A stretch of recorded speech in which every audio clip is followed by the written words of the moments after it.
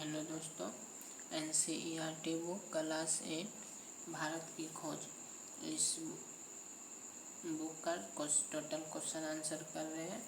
तो ये वीडियो इस बुक के क्वेश्चन आंसर का पार्ट 3 है। बाकी 2 पार्ट हम पहले बना चुके हैं। तो तीसरा पार्ट में 21 नंबर क्वेश्चन से स्टार्ट कर रहे हैं। क्वेश्चन नंबर 21, भारत माता की जय आपके विचार से इस नारे में किसकी जय की बात कही जाती है? अपने उत्तर के कारण भी बताइए। भारत माता की जय के नारे में हमारे विचार से भारत की पावन भूमि, नदी या जल, जंगल, पर्वत, सागर, पशु पक्षी, समस्त प्राणियां, जगत, इतिहास, भूगोल की जय की बात कही गई है। इसलिए इन सबको मिलाकर भारत माता की तस्वीर पूरी होती है। इन चीज़ों को किसी तरह से भारत माता से अलग नहीं किया जा सकता। Next question 22 number. 22 को भारत का प्राचीन काल में से ही अनेक विदेशी आक्रमण होते रहे। इनकी सूची बनाएं, समय क्रम में बनाएं तो और भी अच्छा होगा। खो में अपने विचार से भारत में अंग्रेजी राज्य की स्थापना इससे पहले के आक्रमणों से किसी तरह अलग है। खो का उत्तर, खो नंबर का उत्तर ब्रिटिश सरकार के पूर्व पहले जिनकी भी जातियों के भारत पर आक्रमण किए गए थे, उनके देश में खूब लूटपाट मचाई, धन संपत्ति लूटकर चले गए या इसी धरती की सभ्यता और संस्कृति को अपना लिया और यहीं बस गए। उन्होंने विदेशियों ने भारत पर शासन भी किया तो भारत ने अपनेपन के भाव से देखा, लेकिन उसके विपरीत अंग्रेजों की शासन सत्ता पूर्णतया अलग थी। उन्होंने भारत को लूटा और शासन की बागडोर अपने हाथ में लेकर भारत को गुलाम बना दिया।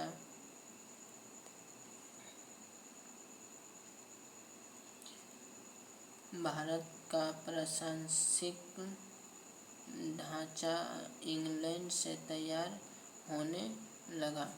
को नंबर का आंसर, को नंबर का उत्तर है भारत का प्राचीन में होने वाले आक्रमण को निम्नलिखित रूपों से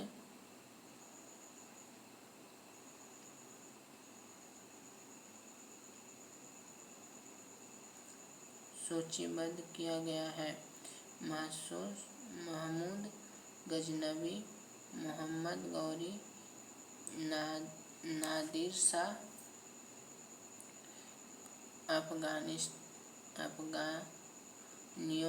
के आक्रमण, मंगोलों का आक्रमण, तुर्कों का आक्रमण, अंग्रेजों का आक्रमण। नेक्स्ट क्वेश्चन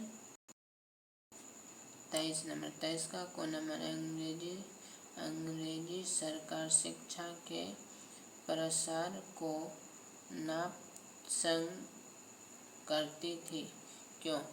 को का उत्तर, अंग्रेजी सरकार शिक्षा के प्रसार के लिए नापसंद करती थी क्योंकि अंग्रेज चाहते थे कि भारतीय अशिक्षित व असभ्य रहे, ताकि भारतीय पढ़ लिख कर जागरूक न बने, जिससे उनका शासन निर्धन, निर्बाध, गति से चलता रहे, उनमें नई चेतना तथा अपनी आज़ादी के प्रति लगाव पैदा हो।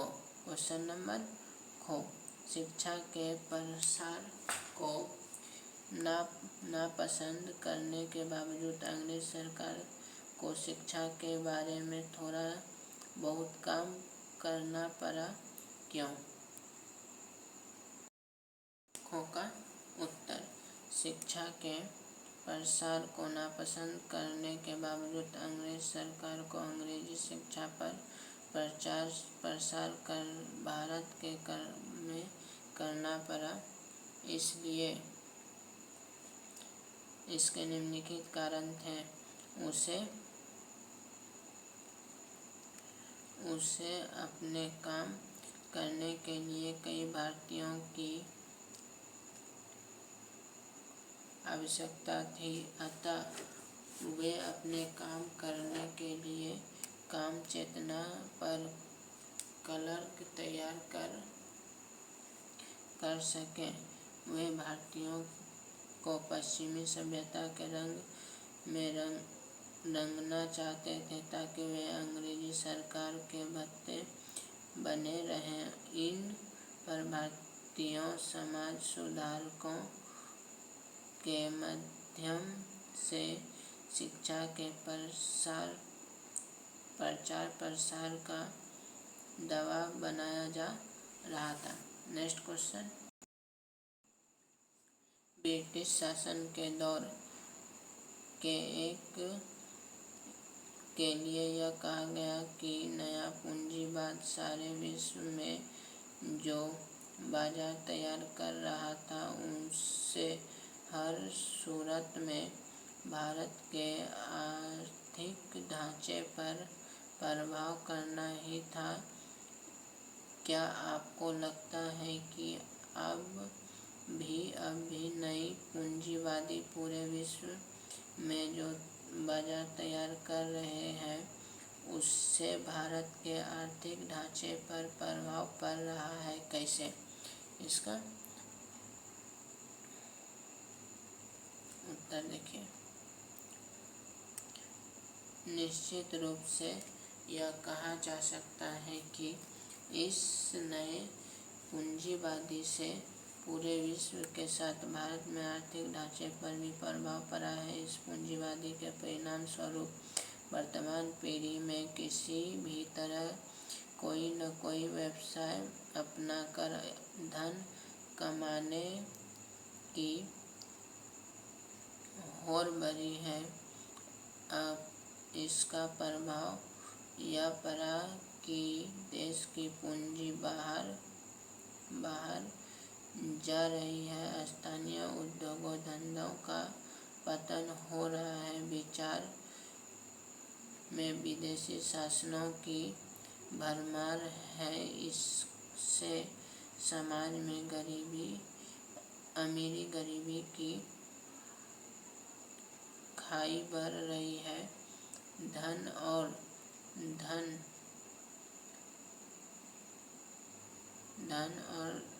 तथा गरीब और गरीब होते जा रहे हैं।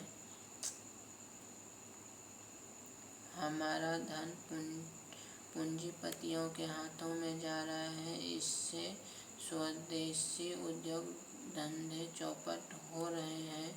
लोगों का विदेशी वस्तुओं के प्रति आकर्षण बढ़ता जा रहा है। नेक्स्ट क्वेश्चन,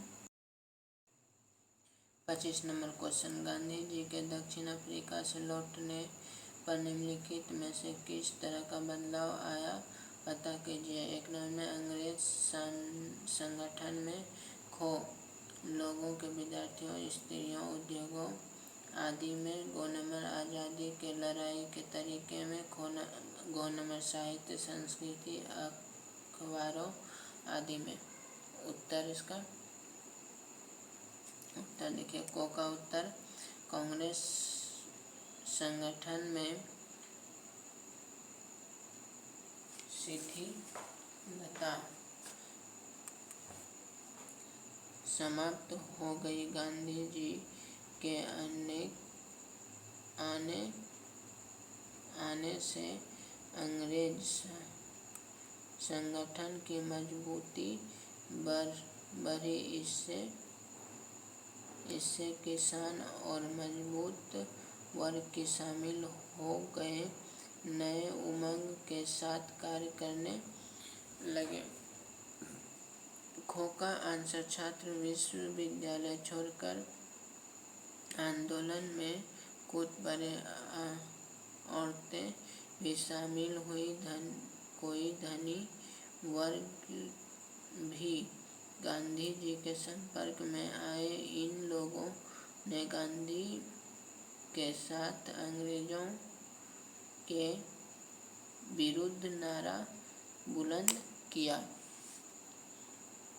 गो का आंसर आज़ादी की लड़ाई के तरीकों में भी परिवर्तन आया। ब्रिटिश सरकार के विरुद्ध लड़ाई में गांधी जी ने सत्य और अहिंसा को प्रमुख हथियार बनाया। घ नंबर का आंसर साहित्य, संस्कृति व विकास हुआ। कई अखबार निकले। अखबारों में अंग्रेजी की दमन की नीति की खबरें प्रमुख में छपने लगी। स्वतंत्रता के प्रति लोगों ने जागरूकता बढ़ी। नेक्स्ट क्वेश्चन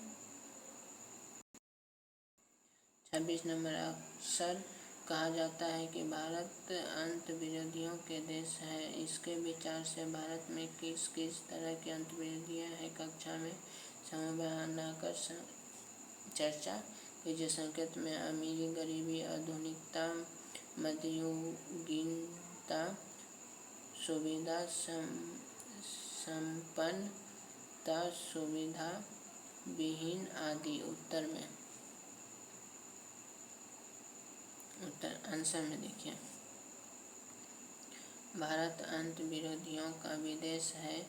इस देश में अनेक प्रकार के अंतर्विरोधियाँ रहते हैं। इसके जहाँ एक और काफ़ी अमीर हो, दूसरे और अधिकांश जनता गरीब की मार झेल रही हो। अमीर गरीब के बीच खाई चौड़ी और जा रही है।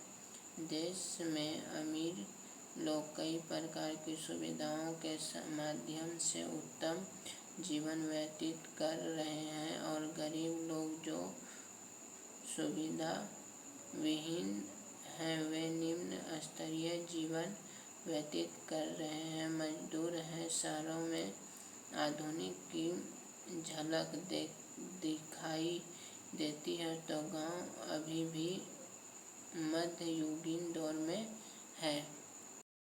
Next question 27 number. पेज संख्या 122 में नेहरू जी ने कहा है कि हम विश्व की उस एक दुनिया के तरफ बढ़ रहे हैं जहां राष्ट्रीय संस्कृति मानव जाति की अंतर्राष्ट्रीय संस्कृति में घुल मिल जाएगी।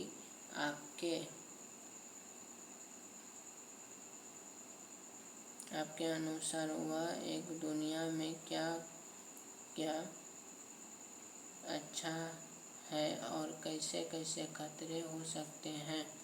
आंसर हमारे अनुसार वह दुनिया सबसे अच्छी होगी जिसमें सबको जीने, रहने, खाने की आज़ादी बिना भेदभाव का हो। इसका परिणाम यह होगा कि कोई देश अलग थलग नहीं रह सकता। सभी देशों की संस्कृति एक दूसरे से घुल मिल जाएगी, यानी सभी देश मिलकर ही उन्नति की ओर अग्रसर हो पाएंगे। एक दूसरे से मिलकर मिलाप बढ़ेगा। एक दूसरे से मेल मिलाप बढ़ेगा तथा सभी उन्नति के मार्ग पर आगे बढ़ते जाएंगे। इससे हम भारतीय अच्छे विश्व नागरिक बन सकेंगे। तो ये बुक का सारा क्वेश्चन आंसर यहाँ समाप्त हुआ। थैंक यू दोस्तों।